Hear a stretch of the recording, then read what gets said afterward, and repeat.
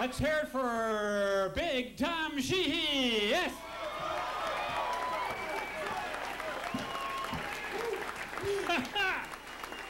Ain't it good to be alive and be at the punchline?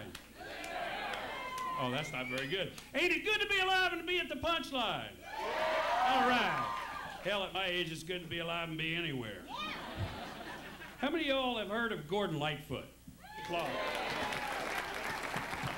All right. I'm going to start off with my A stuff. I'm going to do my impression of Gordon Lightfoot.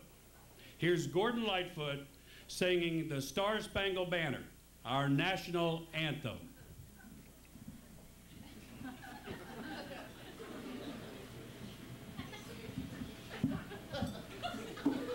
Oh, say, can you see by the dawn's early light?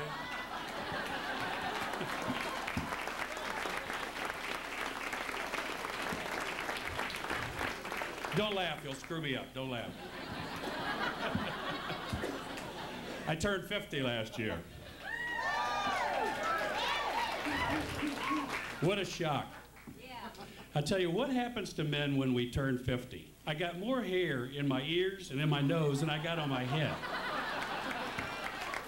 I got an application from AARP. So I said, what the heck, I'll go over here to Dunwoody to one of the retirement homes and see what life's like on the other side. 12 o'clock, they got lunch. 1 o'clock, it's bingo for a dime. 2 o'clock, bowling in the hallway. And at 3 o'clock, sleeping in your snack. Hell, that's what I do now. Speaking of snacks, y'all try the food here tonight? It's really pretty good. It's really good. I was in here last week, listened to Shep Slater do his act, which was fantastic, and I drank a couple hundred beers, I guess. I was spending money like the Florida State football team.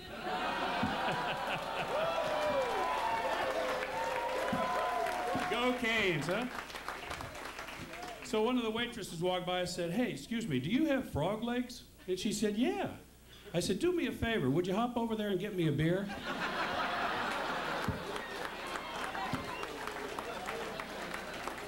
Speaking of snacks,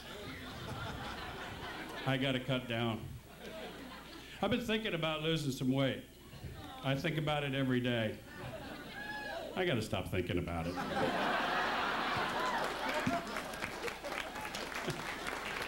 I really never have had a weight problem. I've always been fat.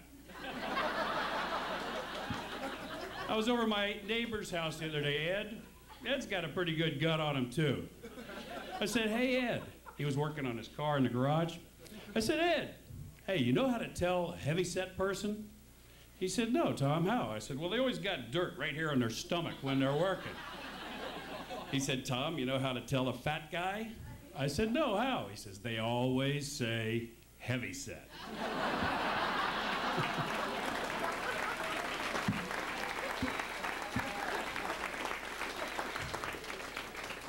I've tried all kinds of diets all my life. 2 years ago, I went on a dehydrated food diet. Nothing but dehydrated foods for 2 solid years. Last Thursday, I drank a glass of water. You guessed it, 79 pounds. You know how most of the comedians will sell 8x10 glossies out in the back of the room? My wife will be in the parking lot later selling aerial photographs of me. You're going to be shocked when I tell you this. I am not really a comedian. How did you guess? I'm an airline pilot. Yep.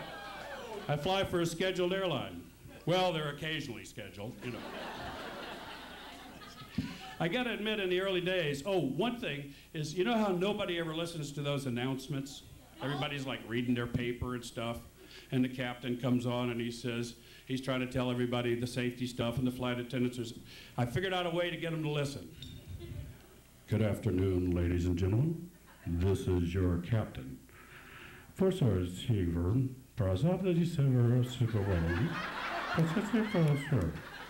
on fire. What the hell did he say? What did he say?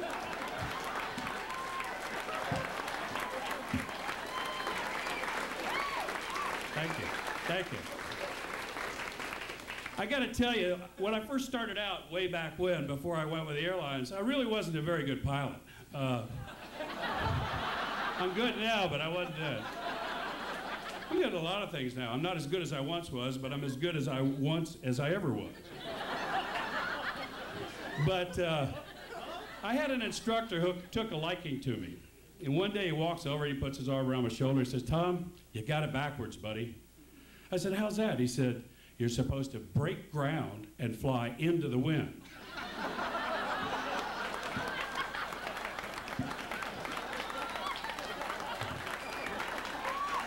Thank you.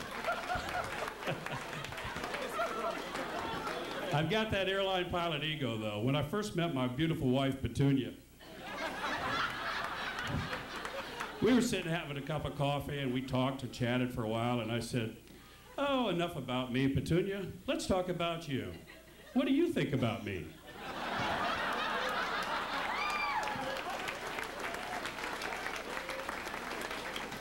Speaking of Petunia, absolutely beautiful woman.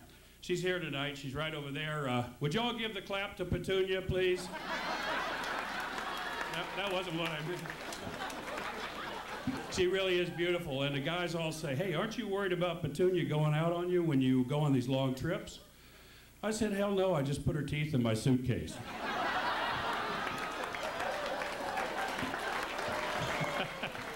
I love you, baby. Without her, I wouldn't be up here tonight, I'll tell you that. When you go on the airplane, a lot of times you'll see three guys up there. Well, the young guy is the flight engineer. He's just learning stuff. The guy sitting over in the right seat's a co-pilot. He thinks he knows it all. The guy in the left seat's the captain. That's me. He knows it all. Three things you never want to hear in the cockpit from these three guys. The flight engineer says, "You know, it's been my experience." The co-pilot says, "You know, I've been thinking." And the captain says, "Hey guys, watch this shit."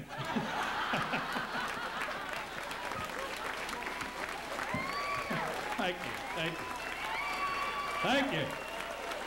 You get me all worked up here. One of the things that I like to do as a captain, we all do it, those of us who are captains, is we're in charge of the safety aspect. And so I like to once in a while pop a question to my crew members to find out if they're up on the safety stuff. The other day, a real sweet looking little young blonde, about 20 years old, came into the cockpit, brand new. And I said, Kimmy was her name. I said, Kimmy, with a little heart, you know, over the eye.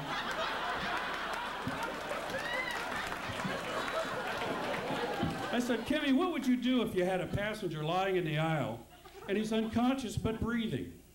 She said, I don't think I understand. I said, look, you got a passenger lying in the aisle. He's unconscious but breathing. She said, you have to tell me what butt breathing is.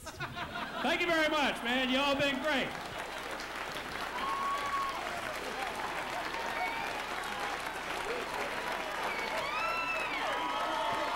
Come on. Captain Tom.